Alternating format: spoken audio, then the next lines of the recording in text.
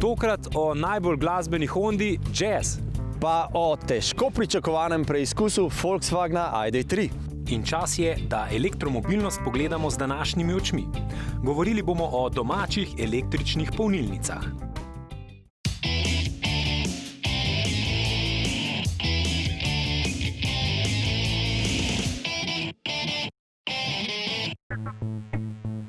Pozdravljeni v avtomobilnosti. Čeprav se koncu leta približujemo z veliko hitrostjo, pa nas čaka še kar nekaj zanimivih predstavitev avtomobilov, sila zanimivo in napeto pa je tudi dogajanje v širšem avtomobilskem svetu. Recimo, davki na avtomobile bojo nižji. Kako napeto. In govori se veliko tudi o tem, da bomo morda lahko zavijali desno tudi pri rdeči luči.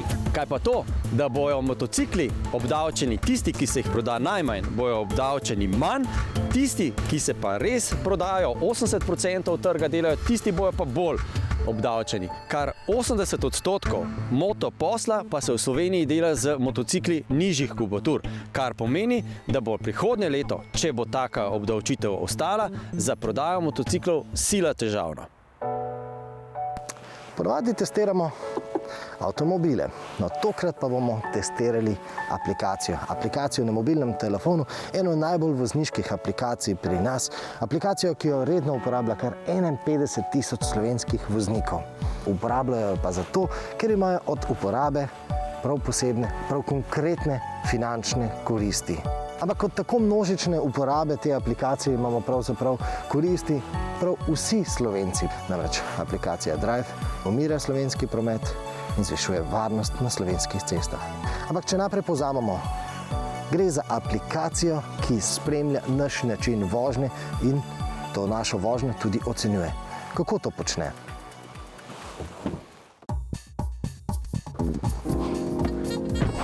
Uporabljamo senzorje vgrajene v mobilne naprave pri zaznavanju tako imenovanih ABC sil, se pravi Acceleration, Braking in Cornering, akcelerometer oziroma pospeškometer, to so sile zaznane pri senkovitem pospeševanju ali zaviranju, ter pa giroskop, ki meri tile radialne sile, vožnji ovinek. Omenjeni senzorji so vgrajeni v veliko večino mobilnih telefonov, predvsem novejše, in seveda ob ustrezni kalibraciji, ki se izvede ob začetku snemanja vsake vožnje in v navezavi z naprednimi algoritmi v aplikaciji, so dovolj dobri, da služijo temu namenu, torej za izračun tega segmenta posamezne vožnje. Ampak največja novost druge generacije Driva pa je v resnici prikaz hitrostnih omejitev. In to je v resnici velika stvar. Namreč, če ne veš točno koliko omejitev hitrosti, se omejitve tudi zelo težko držati. In zato še danes zelo veliko Slovencev uporablja tiste stare, dobre Garmine, tiste stare namenske navigacijske naprave, zgolj zato, ker in te naprave kažejo v omejitve hitrosti. No in to danes ponuja tudi novi Drive. Seveda, moderni avtomobili nam hitrostne omejitve kažejo tudi tukaj sredi zaslona na armaturni plošči, ampak slovenska realnost še ni tako zelo napredna. Večina avtomobilov na slovenskih cestah, pa tudi širše, še nima vseh teh funkcionalnosti in to je nekako tudi naš doprinos, da te funkcionalnosti lahko uporabljajo tudi ti vozniki, da niso samo rezervirani za lastnike novejših avtomobilov. Ne smemo pa prezreti, da moderni avtomobili podatek o hitrostnih omejitvah kombinirajo iz dveh različnih virov. En vir je recimo tale kamera, ki služi tudi za asistenčne sisteme. No in ta kamera dejansko gleda na cesto in seveda, ko vidi tisti okrogel znak številko notri, točno ve, da gre za prometno omejitev. In potem ta podatek kombinira še s tistim podatkom, ki ga ima shranjenega v svojih zemljevidih. Ker ima možnosti videti tudi tisto, kar se dogaja na cesti, zmorejo avtomobili zaznati tudi hitrostne omejitve, ki so spremenljive, recimo na avtocestnih portalih. Ampak seveda, to je prihodnost. V prihodnosti pa bomo tudi stalno nadzorovani. Pri Blackbox rešitvi gre za neko rešitev, ki posname vsako vožnjo. Pri uporabniku aplikacije Drive pa je še vedno uporabnik tisti, ki določi, katera vožnja se bo posnela in katera ne. In na tak način ima popoln nadzor nad svojimi podatki.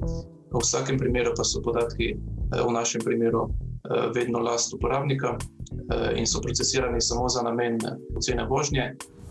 Pa vseeno, novi Drive že danes predstavlja nekakšen most z avtomobilsko prihodnostjo. Skriva se pod tole opcijo v nastavitvah. V telefon vgrajeni senzorji zaznajo premike telefona, ki ustrezajo vožnji in se tako snemanje samodejno vklopi. Prav tako pa se na nek način tudi snemanje prekine, kot omenjeni senzorji zaznajo recimo dražljaje, ki ustrezajo hoji. Na to je nekak znak, da se je vožnja že prekinila. Z vklopom te funkcionalnosti, seveda to je povsem opcijsko, uporabniki posnamejo vsako svojo vožnjo, katera je pa nekako že podobna blackbox rešitvi. Zaenkrat je ta funkcionalnost še enakovredna ročnemu načinu snemanja voženj, vsekakor pa nam tole odpira vrata k še bolj prilagojenim izračunom oziroma prilagajanju avtomobilskih premije zavarovanj tistim, ki dejansko posnamejo vsako vožnjo, ter pa tistim, ki posnamejo samo 400 km voženj vsak mesec. Aplikacija pa rešuje tudi eno povsem aktualno problematiko, in sicer uporabo telefona. No in na tem ravnem praznem odseku vam lahko demonstriram, kaj.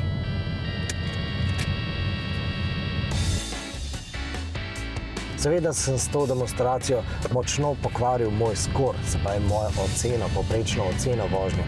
In še veliko bolj, kot bi ga pokvaril recimo z rahlo prehitro vožnjo. Je pa v zvezi s prehitro vožnjo v novem Drive še en pomočnik, ampak tega vam raje pokažem z animacijo.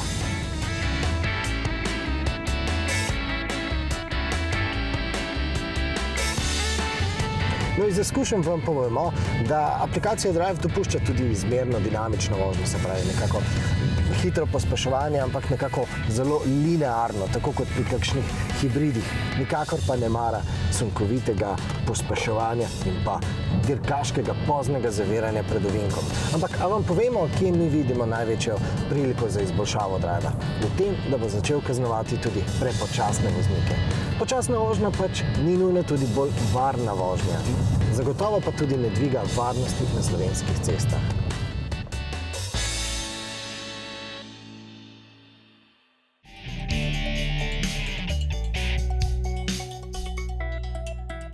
Poglejmo, kaj se dogaja v svetu mobilnosti, v čem smo pretekli teden brskali po internetu. No, tokratna glavna novica je nova zmaga za elektromobilnost. O tokratnih glavnih novicah ste zagotovo vse izvedeli že iz dnevnih novic, tako zelo pomembne so in tako zelo bodo vplivali na naš mobilnostni vsakdan. Ampak če povzamemo, zgodilo se je, kar smo vedeli, da se slej ko prej bo. Bencinske in dizelske motorje so v Veliki Britaniji tudi uradno prepovedali. Od leta 2030 naprej jih ne bodo smeli več prodajati. Elektrificiranim hibridom pa bo odklenkalo leta 2035. V nemškem združenju avtomobilskih proizvajalcev pa hkrati izpostavljajo, da bo te motorje tako ali tako ukinil že novi Euro 7 standard. In to že leta 2025. Seveda, če bodo ta standard res uzakonili s tako strogimi mejnimi vrednostmi, kot jih je nastavila septembrska nova bistveno strožja okoljska strategija Evropske komisije. Nianse so torej ta hip še spremenljivke, ampak avtomobilskim znamkam je že zdaj povsem jasno, da se bo prepoved motorjev na notranje izgorevanje slej ko prej zgodila s takšnim ali pa drugačnim ukrepom, in to bistveno prej, kot smo pričakovali še pred nekaj leti. Še prej pa se bo seveda zgodil nov način obdavčitve avtomobilov povsod v Evropi, pa tudi v Sloveniji. Po novem davek na vozila ne bo več temeljil na moči motorja, ampak na emisijskem standardu, izpustih CO2 in pa drugih eko parametrih. V povprečju bodo davki za 3-krat manjši, kot so bili doslej, električna vozila bodo sploh davka oproščena, ukinja pa se tudi davek na luksuzna vozila. Za zdaj ne bo to dovolj, bomo pa seveda pripravili obširnejšo zgodbo na to temo. Toyota je sinonim za hibridna vozila, so tudi najdlje z razvojem gorivnih celic, a prodira tudi na področje baterijskih električnih vozil. In električni avto je tudi kombi, ki originalno izvira iz Toyotinega francoskega partnerja. Torej, tu je ProAce Verso Electric s 335 km električne avtonomije. Pri nas bo marca. V Slovenijo pa se je že pripeljal Hyundai i20 nove generacije, avto, ki za to korejsko znamko pomeni novo oblikovalsko zgodbo. Poglejte samo, kako dinamično je videti zadek. Kaj pa je bistvenega v kabini? Nadpovprečno velik zaslon. Pripeljala pa se je tudi mala električna Honda, imenuje se Honda E. Avto, ki je na zunaj majhna ima tudi ogledala, ki sta jih v resnici nadomestili kameri, ampak zaslon na sredinski konzoli pa je še bolj gigantski kot pri Hyundaiu. Tako zelo digitalno v kabini pa bodo tudi vse nove Honde, tudi novi Civic. Pokazali so namreč prve fotografije. Ampak objektivno gledano je novi Civic oblikovan povsem neoriginalno. Avto se zdi skoraj da na las kopiran Audi A5 Sportback. Kaj pa vi menite? In Ameriko so preplavile prve slike novega Subaruja BRZ. Avto v Evropi ne bo na voljo, saj bo tukaj nastopal kot Toyota GT86. Torej kot izredno zabavna Toyota z zadnjim pogonom in klasičnim bencinskim motorjem. Mini je predstavil koncept Urban Out, povsem futurističen električen kombi, primeren za dobo čez vsaj 10 let. Ampak pravijo, da naj bi ta koncept vseboval nekatere elemente tudi nove generacije Minija, napovedane za leto 2023. Maska, kljuke, kolesa verjetno ne. Ostajamo pri rokodelskih avtomobilih, ampak tokrat gremo japonskim Lexusom. In ne bomo govorili o novem modelu, ampak o novi knjigi. V slovenskem jeziku. Namreč pri tej znamki ne gre samo za tehniko, gre še bolj za zgodbo, za idejo, za filozofijo, če hočete, ki pa vedno temelji na stari japonski tradiciji, na takumijih.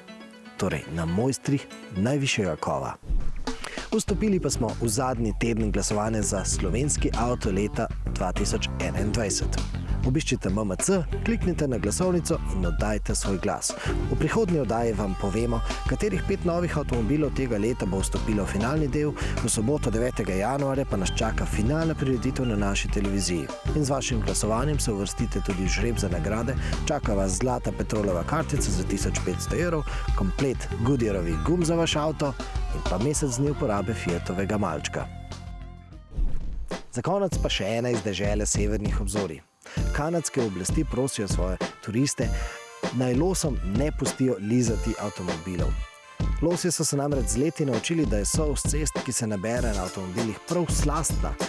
Menda so že prav odvisni od tega slanega priboljška. No, jaz upam, da naši medvedje ne bodo pogruntali česa podobnega.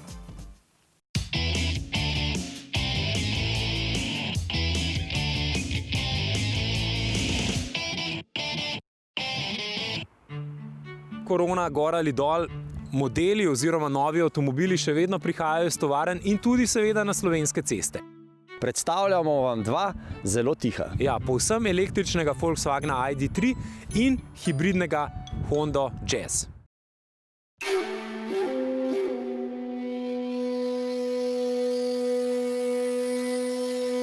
Ste kdaj hoteli pripeljati v svojem avtu nekaj, sicer sploh ne težkega, ampak visokega? Recimo rožo, tako v cvetličnem lončku. Položiti je ne smemo, ker se bo zemlja sula iz lončka. Zložiti je tudi ne smemo, ker se bo zlomilo steblo. No, v jazzu lahko naredite tole. Zložite oziroma dvignete celoten zadnji sedež in zadaj postavite rožo, visoko vse tja do 1,25 m. Ampak jazz ni praktičen samo vertikalno, ampak tudi horizontalno. Če zložimo naslonjala zadnje klopi ter spustimo še naslonjalo potniškega sedeža, se odpre prostor, kamor lahko brez težav pospravimo skoraj 3 metre dolgo palico. Cel, morda celo desko. In to v avto, ki meri le nekaj milimetrov več kot 4 metre. Notranjost je morda manj drugačna, a povsem običajna ni. Težko boste v tem razredu našli avto s tanjšima A-stebričkoma in z večjo sprednjo šipo. Vse to pa seveda omogoča odličen pogled iz vozila v vseh trenutkih. Tudi ko se v ostrem ovinku včasih odločate, ali boste iz avtomobila gledali skozi prednjo šipo ali skozi stransko šipo. Potem je tu še armaturna plošča.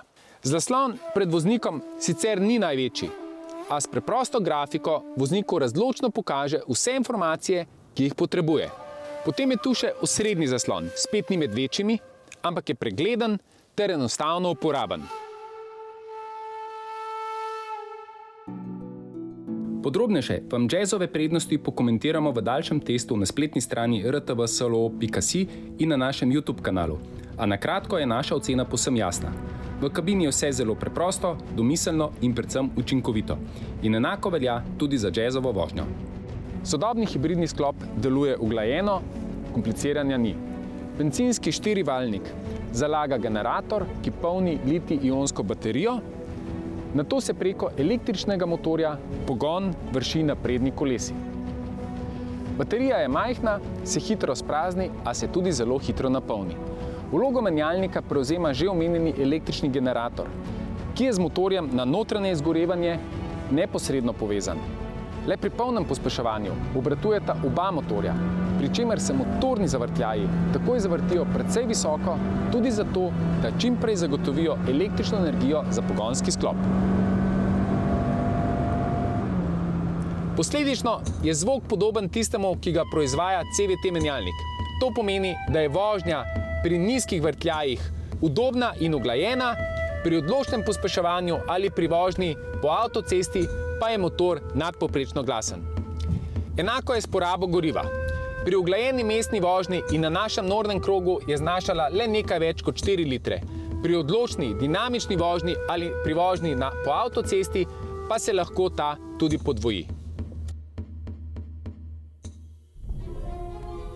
Ker so jim prejšnji šefi zakuhali Dieselgate, je novo vodstvo Volkswagena vstop v e-mobilnost vzelo kot neke vrste popravni izpit.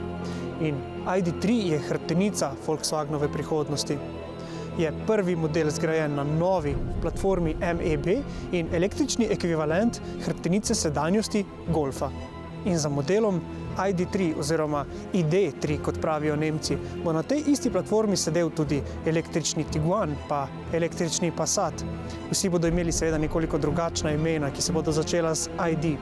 In ta platforma bo osnova tudi za nove Škode, Seate, Audije in za nameček tudi Forde. Če nam ID.3 torej kaže, kaj bomo vozili v naslednjem desetletju, je zgodba tega modela v resnici zelo široka. Ta avto preprosto mora uspeti. Njegov gospodarski pomen je namreč zelo velik, ker njegova platforma MEB, ki jo uvaja, za sabo nosi zares veliko stvari. Od nje so odvisne številne avtomobilske znamke. Zato je ID.3 pred zares zahtevno nalogo. Njegovi snovalci so zato želeli dati močno sporočilo in prvo so dali že samo obliko, ki je zelo razigrana. In obraz novega ID.3 je takšen vesel, prijazen in nekako sledi zapuščini legendarnega hrošča. In o zabavnem karakterju priča tudi avto sam, takole, ko komunicira z voznikom. Hello, ID. My hands are cold. Okay, warming hands at the front. In takole vse skupaj malce spomne na 80-ta. Se spominjate serije Knight Rider in tistega znamenitega Pontiaka Trans Am. No, I don't prefer, and what's more, I don't intend to drive around in a car that talks back to me. ID.3 piše svoje zgodbe. Več jih je. In prva je zgodba o poenostavljanju uporabniške izkušnje. Že ko se usedemo v avto, nas sedež zazna in tako se samodejno vklopi zaslon infotainmenta. In potem ne potrebujemo pritiskati tipke start-stop, pač pa le stopimo na zavoro in avto gre v stanje pripravljenosti in lahko speljemo. In potem imamo tukaj novo ročico menjalnika. Gre za takšen vrtljiv gumb, ki se nahaja tukaj neposredno za volanskim obročem. In notranjost je poenostavljena tudi v smislu minimalizma. Tukaj na levi strani imamo zgolj 2 stikali za upravljanje stranskih stekel. Seveda odpirata prednji šipi, ampak če želimo odpreti zadnje, imamo tukaj dodatno tipko na dotik, s katero zgolj spremenimo funkcijo prednjima stikaloma in tako odpiramo zadnji šipi. In gremo naprej. Tudi luči prižigamo na dotik in varnostne utripalke prižigamo zgolj na dotik. In za nameček tudi vse tipke na volanu se upravljajo zgolj na dotik, ampak te nudijo tudi čutno povratno informacijo. ID.3 je torej kot pametni telefon na kolesih, oziroma preprosto zgolj avto nove dobe. In ob tem se spominjamo, kako so nam ob predstavitvi tega vozila razlagali, kako je po zaslugi električnega pogona ID.3 bolj prostoren, kako se spogleduje celo s prostornostjo Passata. No, mi se s tem preprosto ne strinjamo. ID3 je prostorsko povsem povprečen, oziroma povsem primerljiv s kombi limuzinami spodnjega srednjega razreda. Prostorsko primerljiv z Golfom torej, no ima pa v primerjavi s tem modelom še eno ključno razliko. ID3 je gnan na zadnji kolesni par. Pa za začetek kar demonstrirajmo, kaj takšen pogon prinese. Obračalni krog je zares kratek, veliko krajši kot recimo pri Golfu. No, za ID3 pravijo, da je Golf električne dobe. Ampak Golf je sinonim za odlično razmerje med športnostjo in udobjem. No, za ID3 to še ne velja. Golf je recimo bolj športen in bolj udoben. ID3 je za zdaj le vozniški kompromis. Ampak pri električnih vozilih so nas do zdaj še bolj motili številni kompromisi, ki smo jih morali sklepati zaradi dosegov in polnjenj. ID3 je na voljo s 3 različnimi kapacitetami baterije in tokrat smo preizkusili tisto srednjo 58 kWh. Uradni podatki obljubljajo 420 km dosega z enim polnjenjem, ampak naš izračun je nekoliko drugačen. Sami smo tekom testa pri mešanem ciklu beležili porabo skoraj 21 kWh na 100 prevoženih kilometrov. Za primerjavo gre za podobno porabo, kot smo beležili ob testu veliko večjega električnega modela Audija e-tron. No in tako smo med našim testom uspeli z enim polnjenjem prevoziti le nekaj manj kot 280 km. Kje se je zalomilo? Razlog tiči v dejstvu, da naš testni avto ni opremljen s toplotno črpalko, saj gre za različico ID First. No, so nam pa pri slovenskem vozniku zatrdili, da bodo vsi naslednji modeli ID3, ki bodo prišli na naš trg, toplotno črpalko imeli. ID3 ni popolnoma brez priložnosti za izboljšave, ampak saj vemo. Njegova glavna vrednost je v tem, da začenja še veliko večje zgodbe. Vabimo vas, da si avto skupaj z nami bolj podrobno pogledate na rtvslo.si ali na našem YouTube kanalu. Zdaj pa si poglejmo še, kako lahko ID3 polnimo v praksi.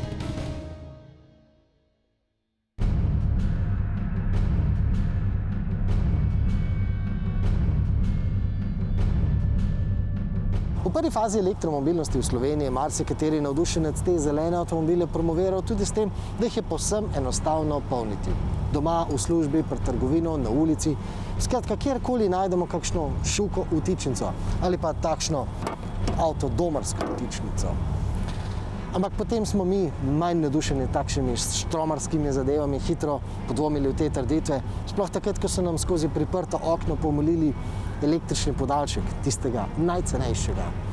Ampak potem je streznitev prišla predvsem takrat, ko smo ugotovili, da na takšen lahkomiseln način lahko napolnimo za bore malo kilometrov, da modernega avtomobila, sploh če želimo na kakšno brezskrbno pot, na izlet ali pa na službeno pot, preprosto ne bomo uspeli napolniti čez noč.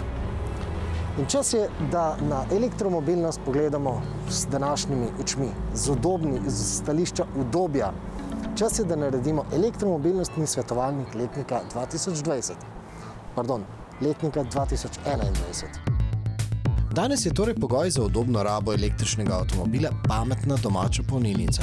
To je električna naprava, v katero boste zvečer priključili vaš avtomobil, naprava pa vam ga bo čez noč napolnila na varen način, saj bo polnjenje dozirala z ozirom na vaše električne porabnike doma in tudi z ozirom na stroške za energijo. Kaj pa potrebujemo za postavitev takšne pametne polnilnice? Treba je najprej pogledati, kakšen je dovod v hišo do glavnega števca, kakšne so glavne varovalke. Večina hiš v Sloveniji ima 3x20 ampersko, torej trifazni tok, lahko tudi 3x25 amperov in to je dovolj. V Sloveniji pa imamo tudi starejše hiše z zgolj enofaznim priključkom. Enofazni priključek seveda pomeni to, da se bo avto enofazno polnil. To pomeni, da se lahko recimo en tak avto, kot je ID3, namesto z 11 kW pač polni s 3,6 kW. Spet, če to števa samo v nočno tarifo, 8 ur po 3,6 kW je več kot 25 kWh, to je 150 km s tem avtomobilom, kar je spet 3-krat več, kot povprečen Slovenec na dan prevozi. V teoriji bi torej res lahko bilo dovolj imeti tudi enostaven ali pa celo enofazni priključek, ampak če drugega ne, to vsaj udobno ni. Če želimo, da bomo v hiši lahko tudi normalno kuhali na indukciji, pekli v pečici, pomivali posodo, prali, sušili perilo in se ob tem še greli z toplotno črpalko, potem je priporočljivo, je pametno imeti vsaj recimo 3-fazni tok 3x20 amperov ali pa celo 3x25 amperov. In potem je to klasično vprašanje, kako smo lahko z takšnim zelenim avtomobilom zeleni tudi v praksi, če pa uporabljamo nezeleno električno energijo. No, v Sloveniji ta hip popolnoma sončno samooskrbni še ne moremo biti. Ampak lahko pa smo veliko bolj, če na streho naše hiše namestimo sončne celice. Ampak kako to v praksi sploh poteka? Prvič, če elektrarna proizvede več, gre pač v omrežje in nič hudega, če proizvede manj, pač iz omrežja vzamemo. Je pa seveda super, da namesto, da elektrika potuje po omrežju gor, po omrežju dol, kar tudi omrežje obremenjuje, da je recimo polnilnica dovolj pametna, da kadkole čez dan polnimo avto, kot danes, ko je sončno, najprej pobere elektriko iz sončne elektrarne in šele potem višek gre v omrežje, oziroma če je premalo, šele potem iz omrežja vzame. Ne pa, da kompletna poraba iz elektrarne bi šla recimo v omrežje in se potem po istem omrežju vračala.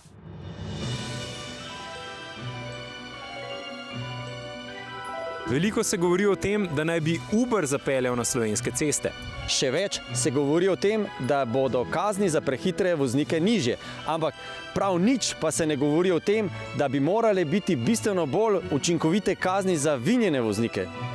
No, mi bomo vse to spremljali in o tem poročali tudi na našem portalu rtvslo.si / avtomobilnost. In pa seveda ne pozabite na razširjene zgodbe, ki jih za vas pripravljamo na našem YouTube kanalu Avtomobilnost, pa seveda Instagram, Facebook in Twitter. Mi pa se vidimo spet prihodnji teden. Srečno!